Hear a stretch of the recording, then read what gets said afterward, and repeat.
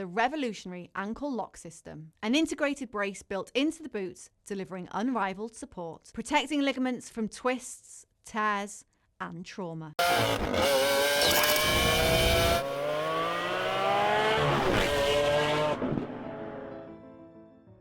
Regan Slaymaker for Boxing Social in association with Empire Fight Store and R Kings. And I have the pleasure to be joined by head coach Billy Nelson. Billy, how are you? It looks a lot more sunny in Dubai than it does in the UK right now, mate.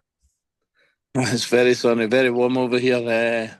Nice place, lovely place to come and have a great training camp for a world title fight for September the 13th. Obviously, you're in Dubai. Obviously, rematch for Lewis against Paddy. I mean, obviously, after the fight, there was a lot of talk about whether the rematch will happen and things like that. But from your guys' perspective, was that kind of world title the cherry on top of the cake almost for this rematch to happen? Well, Lewis was always going to be fighting for the world title next, whether it was against Paddy or somebody else, because that was a final eliminator that he won against Paddy. So Paddy's the lucky one here to get a elevated for number 6 to number 3 after a loss. How that happens, I don't know. But Lewis was on the phone to his manager the next day saying that was the fight he was wanting.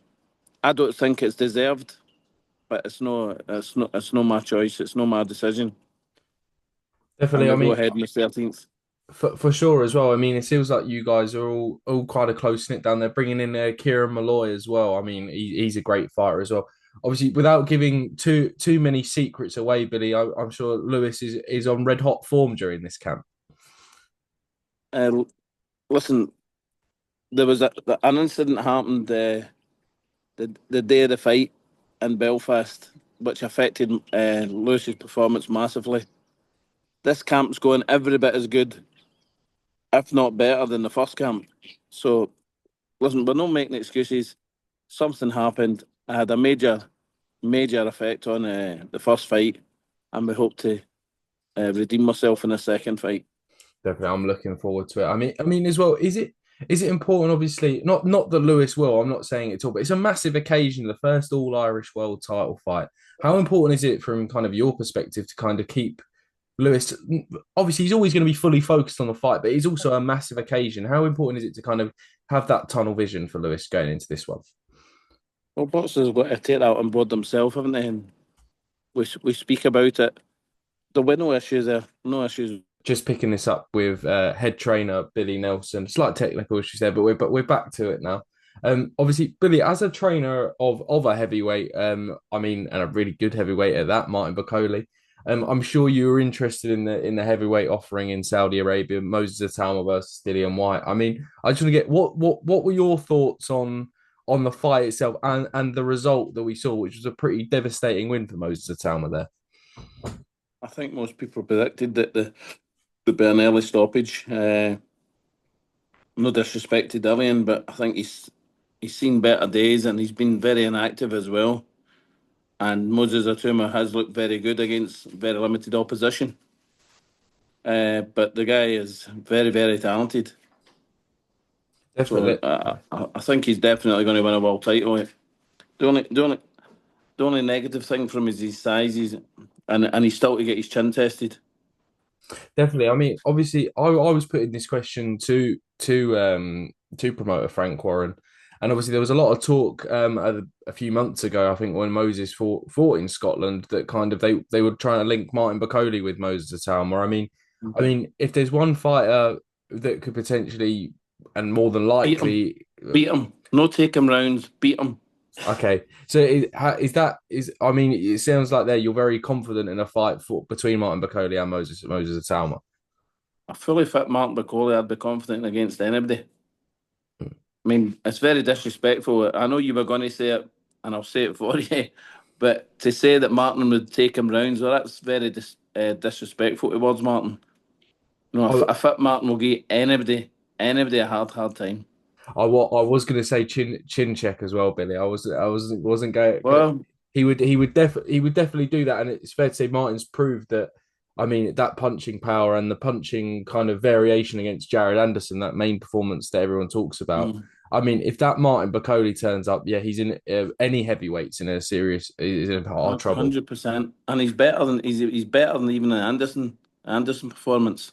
Mm. There were certain bits of that I wasn't happy with, but we move on. I mean, as a coach, you guys are always the worst critics, but you want to see the best of your fighters all the time as well. Yeah, I mean, obviously Daniel Dubois as well, Billy. That's kind of news that has come out of nowhere, leaving Don Charles. I mean, as a coach of a heavyweight, first of all, do you keep an eye out on all of these things? So obviously, that's a fight. I think pretty sure that you've been calling for as well, or do you just kind of see it as it comes up like everyone else? Fed up calling for that fight. Martin absolutely smashed Daniel to bits. Done it previously, do it again. There's different. He's a different level to Daniel. But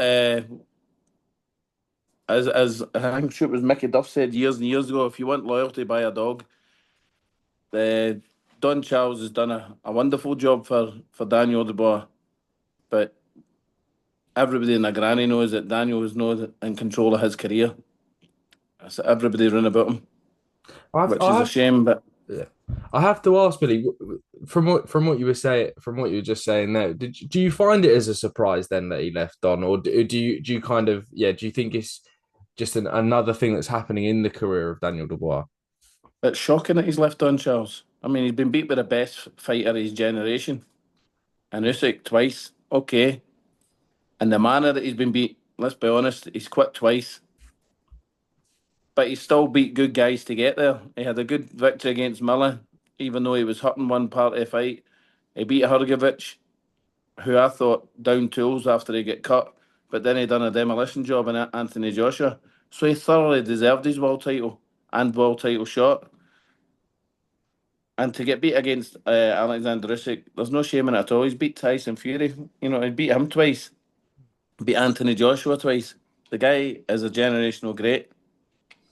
I mean, he definitely is as well. I mean, like you said, you fed up of calling that fight for Martin. I'll steer the conversation more away. When could we obviously I see a few interviews. I think one of the main ones was boxing news. You weren't happy with kind of the radio silence about Martin Bakoli's career. Is there any update on when we could see Martin back in the ring? There's talks going on now between uh, Martin and his government for a potential fight in December in Kinshasa. Okay. So because that's the only thing, there's no other, there's nothing else been put on the table. So Martin has approached his government to put a show on in December in Kinshasa. Okay, with that, I imagine that's radio silence from Ben Shalom and Boxer that you've kind of got. I don't want to say no other options. Martin's a really good heavyweight, but you guys can't be sat around doing nothing. You guys have got to be active. Well, we don't want to be well. In fairness, we did get offered a fight uh, in August, I think it was. But Martin's built a hospital for his where he was brought up in Kananga. He built a hospital for his local people, and he was in Turkey buying hospital equipment. You know, machines, X-ray machines, mammograms, all the machines that they need for a hospital. And it wasn't available for August. But we've had nothing. I don't think. Yeah. Hopefully, maybe they'll come up with something. But in the meantime, Martin is in deep conversations with the Congolese government, and I think it's looking pretty good for December.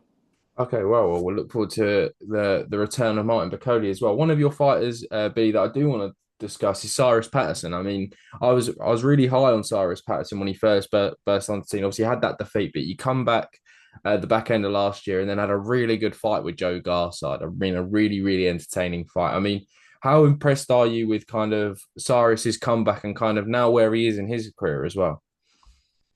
I'd love Cyrus to get the rematch with Conor Walker. Conor Walker said that ship sailed, but let's be perfectly frank. I mean, it was a close fight, uh, but the improvements that Cyrus has shown in the last, I don't know, 4 months, 5 months, have been astounding.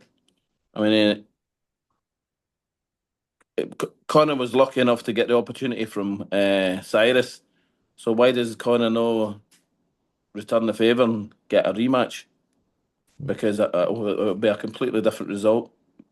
But is it more of a rematch with Connor than that British title? Obviously, I'm sure Cyrus would love to become British champion. But is that kind of rematch for Connor Walker? Does that kind of to right the wrong? Does that overpass those titles? It's to right or wrong. It's to right or wrong. Of course it is. Hmm. He wants to right that wrong, and I believe wholeheartedly that Cyrus Patterson is the better fighter. Just on that night, he had a lot. He seemed to have a lot of issues and things never worked out for him. But he's in such a good place now. He's super fit, super strong. Boxing, as you've seen against Garside, I mean, Joe could hardly hit him with a bag of rice.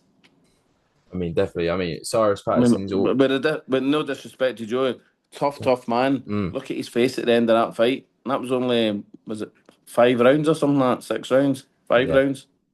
Yeah, I mean, Cyrus Patterson always brings the heat and always brings entertainment. Mm. I mean, he'd be dead set on a Riyadh season, Bill. Even on those prelim cards, he'd bring entertainment every single time. Mm. I mean, He's I a mean, very accurate puncher, very accurate, and he's and his thought process now is so much better than what it was previously. if his thought process is much better now, I mean, we're in for a very exciting Cyrus Patterson. Billy, I mean, I'll breeze through my questions, mate, but I want you to shout out any other fighters in your stable in and around who I've just forgotten because there's some fighters that kind of do go under the radar, but they shouldn't do. So I'll give you the platform, mate. Well, I've got Richard Rakpo. I think he's going to be fighting early October uh, against an unnamed opponent as yet. I would gladly put Richard Rakpo in with your Lawrence Okolis, uh, Derek Chisoras, Wadley, no problem. He's more than capable of holding his own against all the guys easily. Uh, he's going to be an exciting heavyweight, yeah, a good addition, and he could also make bridgerweight. So there's always a potential of fighting that Kevin Larena for a world title Mm-hmm. because he's only, I'd say, he's just shy of 17 stone, so he could get down to 16 stone, no problem, I'd imagine. Because if he went for 16 and a half down to 14.4 to fight a cruiserweight, I'm sure he could get down to 16. Definitely. I mean, Rich is a really exciting fighter, and those are some great fights. Especially, I mean, anyone fighting Fabio Wardley is exciting as well. And you've got Luke. Have you got Luke Bibby in the stable as well? No, As no, well. Oh, me and Luke Bibby have parted ways. okay. He wanted to go down a different route, and he's teamed up with Alec Arthur in Edinburgh. Okay. Apologies that bit. I didn't know that. But No, thanks not for at the all, not at all. thank. If listen, he phoned up said he didn't think things were working, so within 10 minutes I'd emailed the board and released him. Now, Okay. I'm no one anybody that's unhappy in my gym because it reflects on other fighters. Hmm. So No, I mean that was all done and dusted in 10 minutes. perfect. I But, mean, but yeah. I love Luke, lovely guy, but I can't have unhappy people in the gym. So it was cheerio. No, no, definitely you got to keep the vibe up in your gym, Billy. I mean, Mm. thank you again for talking to me today, and thank you for sticking with it with the technical issues, mate. Really Oh, appreciate it. nightmare. Also, I've got a fighter called Sean Lazzarini. He was a Commonwealth gold Of course. medalist. He'll be fighting at the end of October. If it wasn't for bad luck, Sean would have no luck. Between medical issues and injuries, he had an elbow injury, he had an operation about 6 7 weeks ago, and that's him. He's back now, and he's looked as though he's going to be flying shortly. And I mean, this is a guy that beat Taylor Bevan, who they're raving about, Hmm. and that's a fight. I reckon. I honestly believe that after eight or nine fights, Sean could comfortably win the British title. His Wow. power is frightening. Wow. I mean, keep an eye out for Sean Lazarino, and I remember watching him at the Commonwealth Games. I think in Birmingham as well. I mean, he's a brilliant fighter. I mean, Billy, thank you Mm, again for your time today, you're mate, and yeah, welcome. hopefully catch up in Belfast in a couple of weeks.